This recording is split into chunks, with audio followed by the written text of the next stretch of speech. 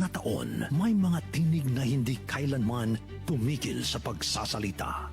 Tinig ng balita, tinig ng katotohanan, tinig ng bawat Pilipinong may kwento, may pangarap at may paninindigan. 74 years of bringing the news closer to the people, telling stories that matter, and being the voice of the nation. At sa bawat taon na lumilipas, mas lalo nating pinapanday ang isang network na kumikinang sa serbisyo, tiwala at malasakit. RMN Networks, a diamond in the making.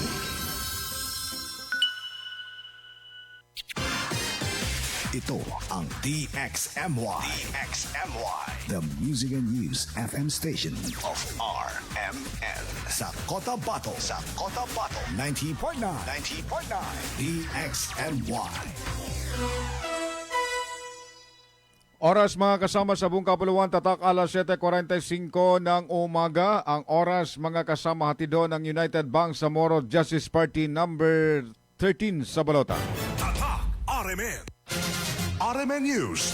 Diretso Balitang Cotabato. Headlines. Lalaki pinagbabaril patay sa Cotabato City. Headlines. CRMC staff at payong-payong driver sugatan sa aksidente sa Cotabato City. Headlines. Magkasintahan naman sugatan sa aksidente sa Tamuntaka. Headlines. Lalaki arestado sa drug bypass operation ng Kabakan PNP. Headlines. Wanted person sa paglabag sa ordinansa arestado sa Midsayap. Headlines. Dalawang drug suspect arestado, 143,000 pesos na halaga ng shabu na samsam sa Dato Udin Sinswat. Headlines. Isang lalaking drug peddler timbog sa Matalam. Headlines. Bagong commander ng 6th of First Brigade nagipagpulong kay Sheriff Aguaca Mayor Ampatuan. Headlines. Mas maigpit na bantay seguridad sa mga paaralan sa Sultan Kudarat Province isinusulong ng provincial government. Headlines. Mga provisional teachers sa BARM nananawagan ng pantay na pagtrato. Headlines. At debate ng mga kandidato para sa first BARM parliamentary election sa Cotabato City kasado na sa araw ng bukas. RMN News.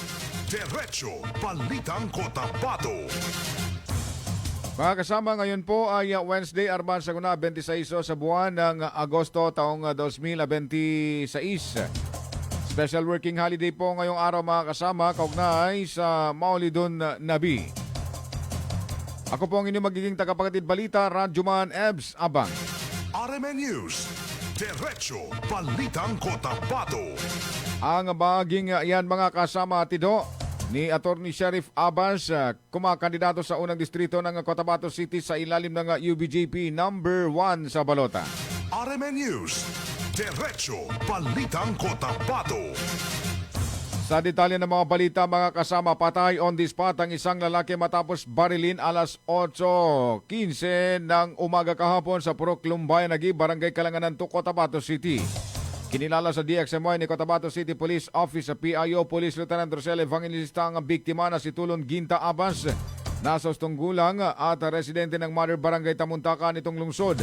Kasama noon ang biktima ang kanyang asawa nang lapitan siya ng suspect sa pinagbabaril habang nagtungo sila sa lugar upang magbayad ng landing obligation.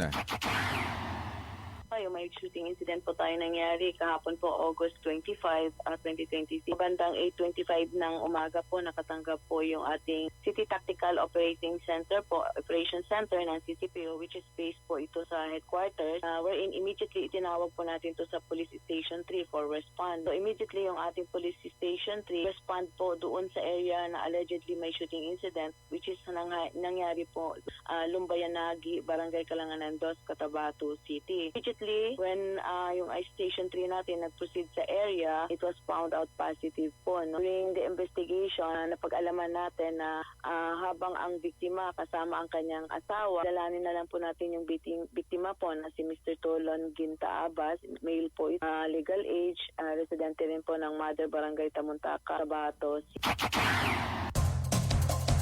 6 na basyo ng bala at 3 fired slugs ang na-recover ng mga pulis sa crime scene at ngayon, o ayon pa sa asawa ng biktima, Dati na umanong binaril si Abbas noong Abril 8 sa MB Tamuntaka ng syudad, ngunit nakaligtas. Blanco pa mga otoridad sa maaaring motibo sa nasabing krimen. Samantala, kalaunan na na-recover naman ng mga otoridad sa kanilang hot pursuit operation sa Purok Bagdad, MB Tamuntaka nitong lungsod ang Honda RS na ginamit naman ng mga suspect bilang gateway vehicle.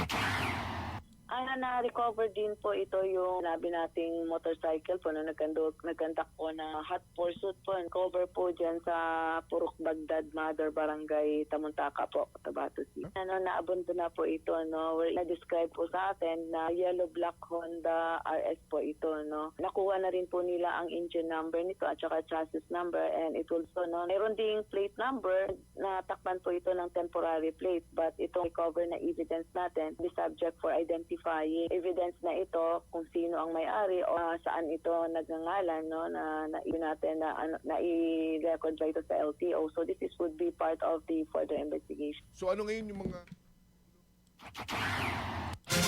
RMN News, Diretso Balitang Cotabato. Alas 7:50 ng umaga mga kasamang oras naman natin doon ni Anwar Alamada o aka Young Fighter, kumakandidato sa ika-5 distrito ng Maguindanao del Sur sa ilalim ng UBJP number 1 sa Balota. RMN News, Diretso Balitang Cotabato.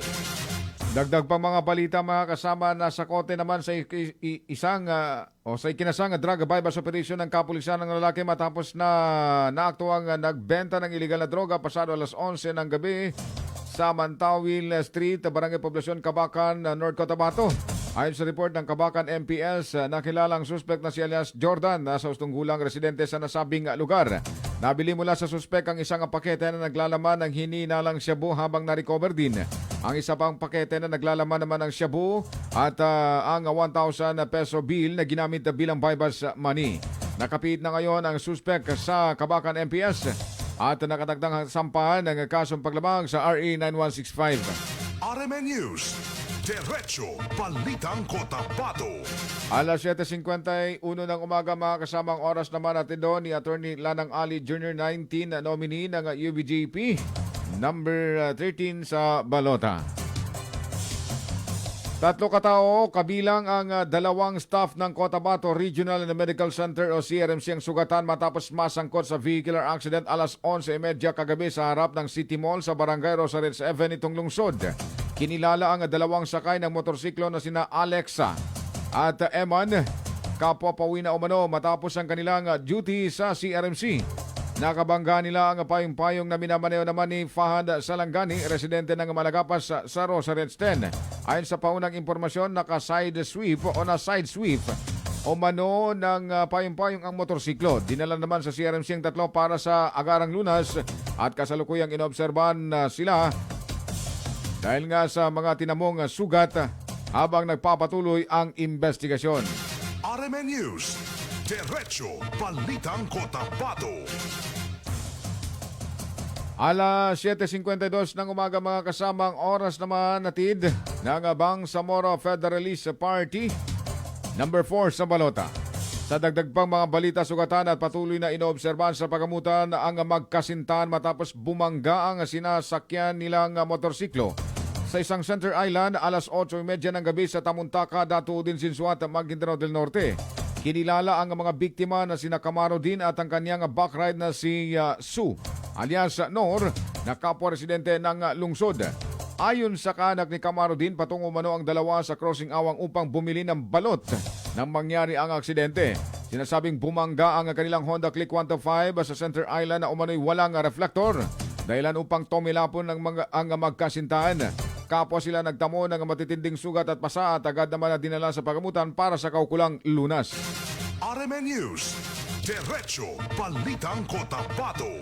Alas 7:53 ng umaga mga kasamang oras naman, hatid yan ni Member of Parliament Boots Malang, kumakandidato sa unang distrito ng Special Geographic Area sa ilalim ng BFP Party number 2 sa Balota. RMN News, Diretso Balitang Cotabato. Arestado naman mga kasama ang 2 individual sa isang joint operation sa Barangay Baka, Datuudin, Sinsuat, Maguindanao del Norte kung saan nasamsamang 18 sachet ng hininalang shabu na nagkakahalaga ng 142,800 pesos. Pinangunahan ng PDEO BARM mga operasyon katuwang ang 1st Mechanized Infantry Lakan Battalion ng Philippine Army kung saan bukod sa hininalang droga na kumpiska rin ang isang caliber .45 pistol magazine, mga bala, drug paraphernalia at tinatayang 1,000 pesos cash. Ayon sa militar, isinagawa ang operasyon matapos ang area security ng 14 Mechanized Infantry Company habang nagsasagawa naman ng search operation ng PDEO BARM sa isang bahay na sinasabing ginagamit sa iligal na aktibidad. Pinuri naman ni 6th Infantry Division Acting Commander Brigadier General Ricky Bunayog ang koordinasyon ng Army at PDEO BARM at sinasabing magpapatuloy ang suporta sa mga operasyon laban sa iligal na droga at iba pang krimen. RMN News, Diretso Balitang Cotabato. Oras o mga kasama, 7:54 ng umaga. Ang oras naman na ay tid ni Sultan Datu Teng Gumbila, first nominee ng traditional leader sa ilalim ng BFP Party number 5 sa Balota. RMN News, Diretso Balitang Cotabato. Nadakip naman mga kasama ng mga pulis ang isang 26 anyos na lalaking wanted sa paglabag sa ng ordinance sa Joint Manhunt Operation alas 11:50 ng umaga sa Purok 7, Barangay Central, Katingawan, sa Midsayap, Cotabato. Kinilalang suspect na si Kaloy, 26 anyos, binata, walang trabaho, residente sa nasabing barangay. Siya ay dinakip sa bisa ng warrant of arrest na inilabas ng RTC Davao City noong November 29, 2022 dahil sa paglabag sa Davao City Ordinance number 0307-20, Series of 2020 na may narekomendang piyansa na 3,000 pesos. Ayon kay PRO 12 Regional Director Police Brigadier General Alan Manibog, bahagyang naturang operasyon ng patuloy na pagsisikap ng pulisya na mapanatili ang kapayapaan at kaligtasan ng komunidad. RMN News, Diretso Balitang Cotabato. Oras naman ng mga kasama, 7:55 ng umagang oras sa tido ni Dr. Tumanda Antok, kumakandidato sa ikatlong distrito ng Cotabato City sa ilalim ng BFP number 1 sa Balota. Tatak RMN.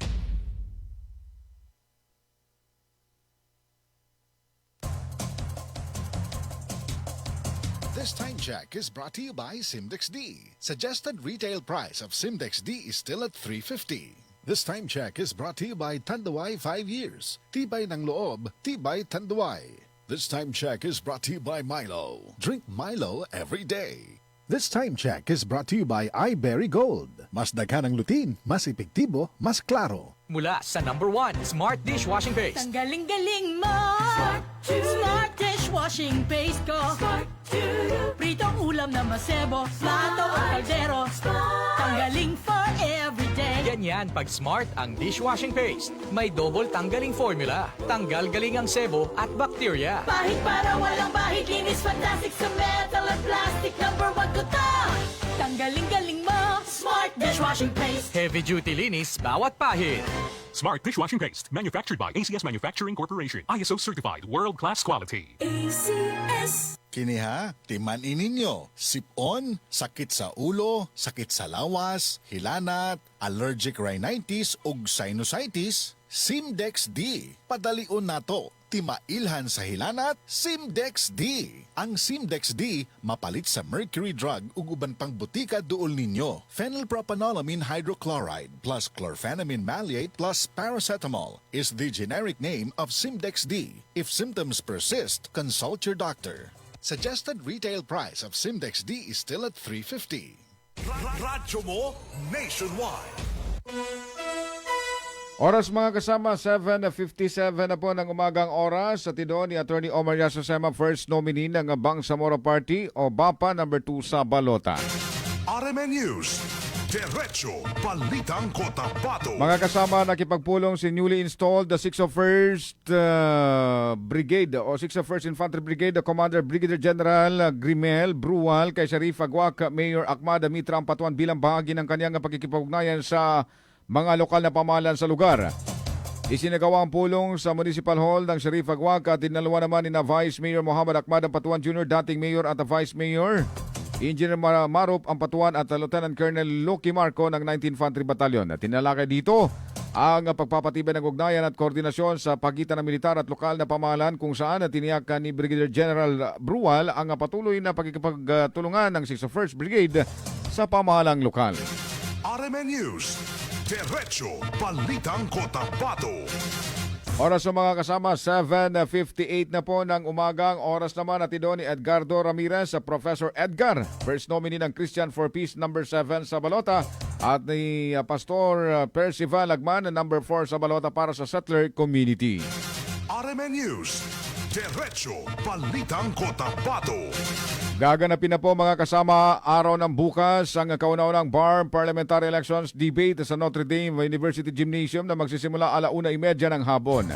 Sinabi sa DXMY ngayong umaga ni Professor Sheila Algabre, spokesperson ng Institute for Autonomy and Governance o IAG.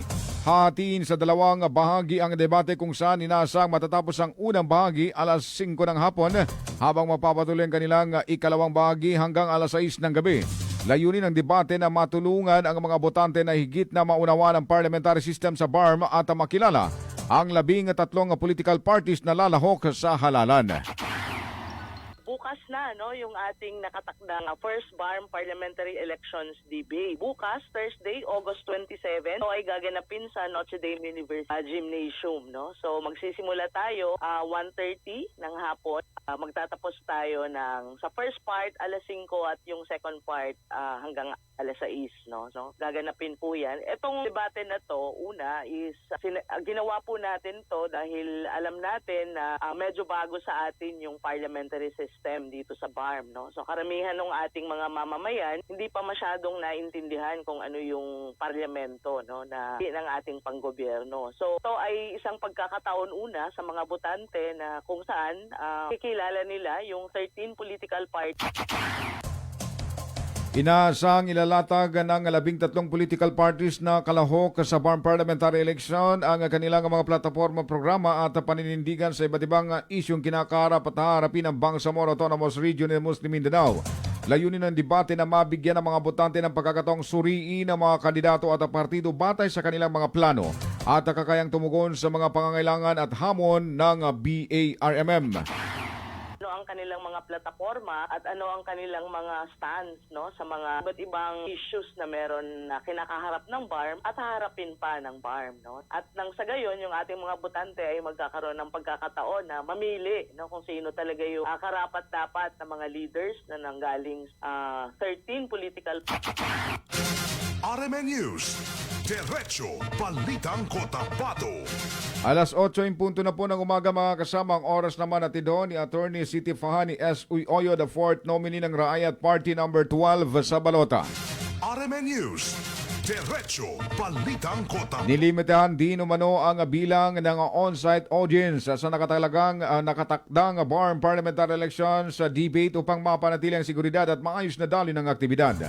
Binigyan ng bawat political party ng itinakdang bilang ng supporters na maaaring manood ng personal sa venue para sa mga kumakandidato ayon pa kay Professor Sheila Algabre ng IAG.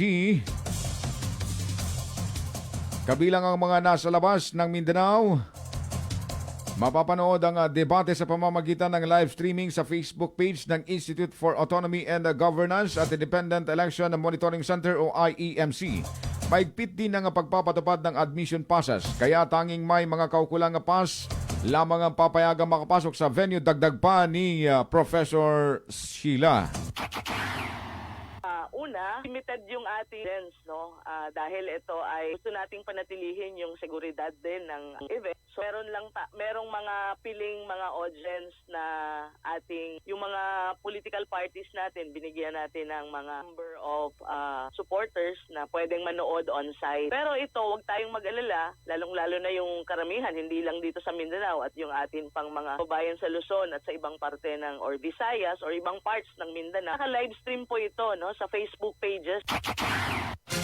RMN News, Diretso Balitang Cotabato.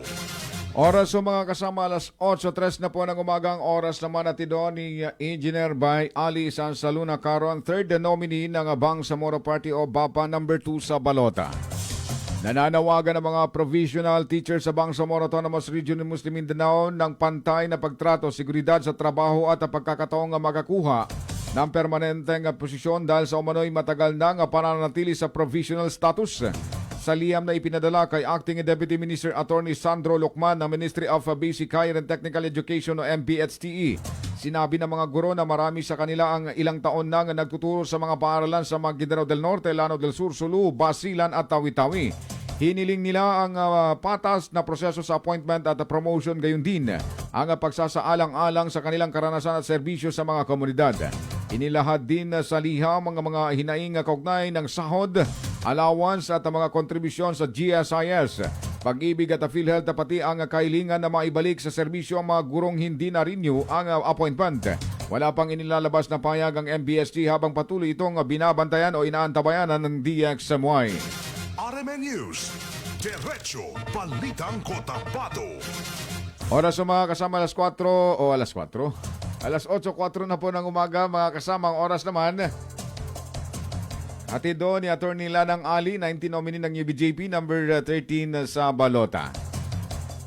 Mga kasama, ayon kay Governor Mang Moderato, ayon po itinutulak ngayon ni Sultan ng Kudarata Provincial Governor Dato Pac Salim Mang Moderato ang pagpapalakas ng seguridad sa mga paaralan sa lalawigan upang matiyak ang kaligtasan ng mga mag-aaral at guro mula sa level ng elementarya hanggang kolehiyo. Ayon kay Governor Mang Moderato, nakipag-ugnayan na ang provincial government sa kapulisan at Department of Education para sa mga hakbang gaya ng pagdaragdag ng security personnel at pagsasanay sa mga guro para sa pagtugon sa mga emergency. Kabilang din sa kanyang binigyang diin ang mas maayos na ugnayan ng guro, estudyante at pamilya, pagtukoy sa bullying at iba pang problema nga kinakaharap ng mga mag-aaral at pagpapalakas ng pag-aanda at edukasyon sa kaligtasan. Hinimok din ng gobernador ang pagpapaigting ng kampanya sa mga paltik at illegal firearms sa kabila ng kanyang suporta sa lihitimong pagmamayari ng baril ng mga kwalipikado at rehistradong mamamayan. Still want to ensure everyone na ang ating mga paaralan sa lahat po, sa college, sa high school, sa elementary, it remains to be a safe place for all learners, especially our students and at the same token yung ating mga teachers. So we are going to make sure na meron tayong mga actions and measures. We are in touch with the Philippine National Police. We are in touch with the Department of Education in setting up more... RMN News, Diretso Balitang Cotabato. Mga kasamang oras o atidon ni Atty. Omar Nasasema, first nominee ng BAPA, number 2 sa balota. Pinahusay ng 6th Infantry Campilan Division o 6ID Philippine Army ang kahandaan sa non-combatant evacuation sa pamamagitan ng simulation exercise na sinagawa sa Cotabato City at Parang, Maguindanao del Norte kamakailan. Binigyan din ni Lieutenant Colonel June Mark Kamatugas, Deputy G7 ng 6ID, na mahalaga ang non-combatant evacuation operation simulation exercise upang masukat at mapahusay ang kahandaan ng mga kinaukulang unit at katuwang na ahensya sa pagtugon sa mga sitwasyong maaring mangangailangan ng agarang paglikas ng mga non-combatant. RMN News, Diretso Balitang Cotabato. Bilang panguling balita mga kasama,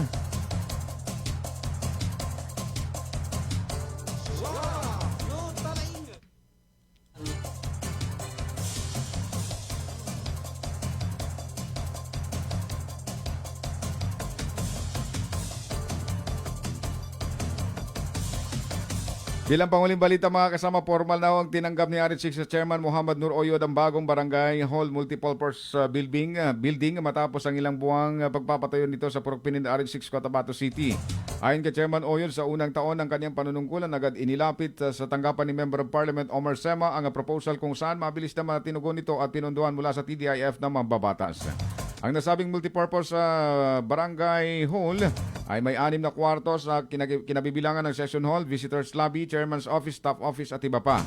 Inaasahan na sa susunod na mga araw ay magiging fully operational na ang gusali na makakabenepisyo naman ay mga residente sa nasabing lugar. Radyo mo nationwide. Ang oras po mga kasama, alas 8 na po alas 8:08 na po ng umaga mga kasama. RMN News, Diretso Balitang Cotabato. Magandang umaga muna sa ating mga viewers. Good morning po kay Norma Samadalan, kay Jerry Agabuya Agapol, si Dato Saudi Maulana, Aloha Gundarangan, si Palaw Tayan, Relson, Nonoy, Telorio Kabaya, pati si Gialutay Magpagmahal. Ang pangalan. Sige, morning po sa inyo mga ma'am and sir. Mapia Mapita po and happy working days pa rin ho. Although naka-Maulidon na biho ang nakasulat sa kalendaryo. Mga kasama, yan na po ang kalipunan ng ating balitan ngayon pong umaga ng Wednesday, Arba, Saguna, 26 sa buwan ng Agosto taong 2026. Huwag ko kayong alis mga kasama dahil susunod pa po ang DXMY Balita at iba pa. Kasama ho ninyo dyan si Radyoman Sir Michael Suwan. Sa ngalan ng ating mga partners sa ating news center, Radyoman Ma'am Daisy Mangod at Radyoman Jules Di Mapalaw. Sa digital, Radyoman Ricardo Kuya Eric Madamba Jr. Sa technical naman ang ating Radyoman Chief Alvin Casillon. Ang ating partner ng ating station manager, Radyoman Sir Erwin Kabilbigan, ang inipong nakasama. Radyoman Ebs Abang, magandang umaga, tatak, Arimen. Radyo mo nationwide. RMN News.